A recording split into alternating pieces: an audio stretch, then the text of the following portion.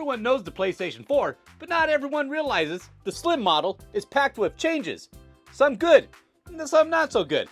Today, we're breaking down the PS4 Slim. Why Sony made it, what's the difference about it, what it lost, and whether it's still worth owning in 2025. Let's get into it. Sony has a long line of slimming down its consoles. The PS1, PS2, and PS3 all had redesigns that cut weight, power consumption, and cost. The PS4 followed the same pattern. The PS4 Slim was officially released in September of 2016. It launched alongside the PS4 Pro announcement, and it completely replaced the original PS4 design on store shelves. Sony's goal was simple: make it cheaper to produce PS4 that still played the same exact games while fixing some of the flaws of the launch model. Right away, the Slim looks different. It's about 30% smaller than the original PS4 with a smoother, rounded off design. Gone are the sharp, layered angles of the OG. The Slim has a more compact, two-tier look. It also weighs less. The original PS4 came in around 6.2 pounds, while the Slim dropped closer to 4.6 pounds. The finish is different too. The Slim went from all matte plastic, while the OG had that shiny gloss strip mixed with matte. The USB ports are still on the front, but they slightly shifted to the side instead of center. And instead of the unreliable touch-sensitive power and eject buttons from the original, the Slim switched to small physical buttons.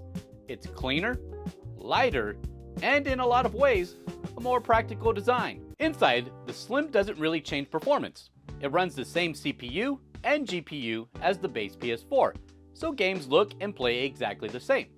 But there are some small improvements under the hood.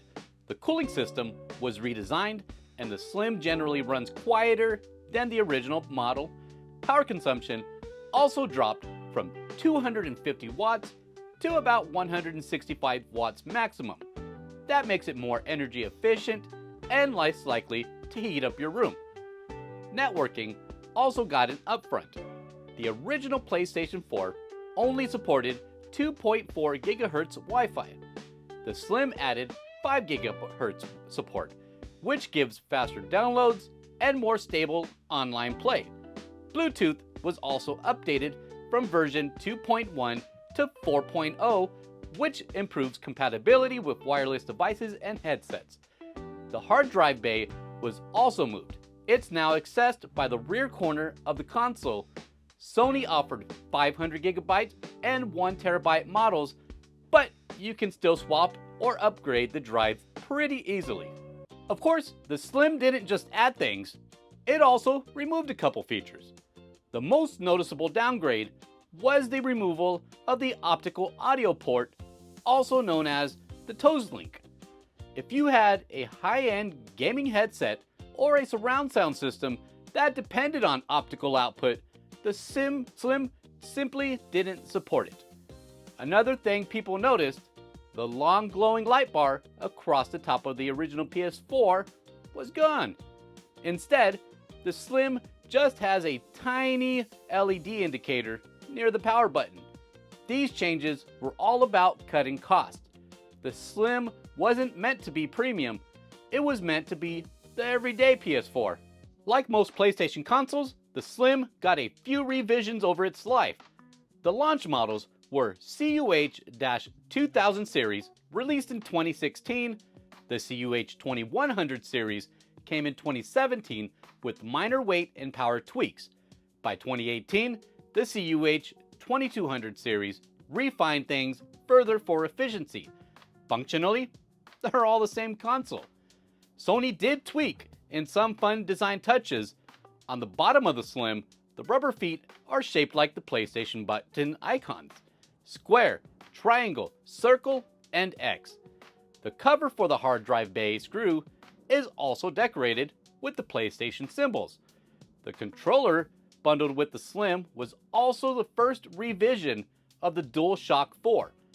You could see the light bar glow faintly through the top of the touchpad, a change that carried forward into later controllers. The Slim became the workhorse PlayStation 4. While the Pro was aimed at people with 4K TVs, The Slim was the affordable option, and it completely replaced the original design on the market. Even today, the Slim plays every PS4 game, supports PSVR, and connects to the PlayStation Store. If you're looking for a budget way into the PlayStation ecosystem in 2025, the Slim is still a solid choice. It doesn't have the power of the Pro, but it's smaller, quieter, and more reliable than the launch model. At the end of the day, the PS4 Slim didn't try to be flashy. It was just a smart, compact redesign that ended up being the main PS4 model for years. And that's why it deserves more credit. So that's the PS4 Slim. Not the most powerful console in the lineup, but maybe the most important one for Sony's success. Did you own a Slim? Or were you rocking the OG or the Pro? Let me know down in the comments. And if you enjoyed this breakdown, hit that like button, subscribe for more retro and modern console deep dives, and I'll see you on the next level.